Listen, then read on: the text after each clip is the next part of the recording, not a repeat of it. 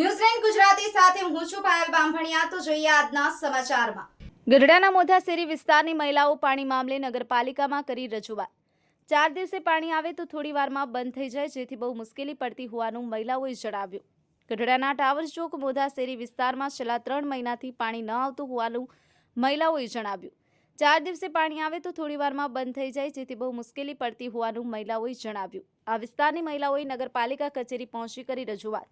નગરપાલિકાના પાણી પુરવઠા વિભાગે રૂબરૂ તપાસ કરવાની આપી ખાતરી। નગરપાલિકા દ્વારા પાણીની સમસ્યા હલ નહીં કરે તો ફરીવાર નગરપાલિકાએ રજૂઆત કરવા આવવાનું મહિલાઓએ જણાવ્યું। ન્યૂઝલેન્ડ ગુજરાતી બોટાદ। ચેતનાબેન હિતેશભાઈ, તકલીફ છે, પાણી નથી આવતું। 2-3 મહિનાથી પાણી જ નથી આવતું। મોટા શેરીમાંથી ના છે, આપણે ટાવર પાસે રામજી મંદિરની શેરી છે ને, ત્યાં 2-3 મહિનાથી પાણી જ નથી આવતું।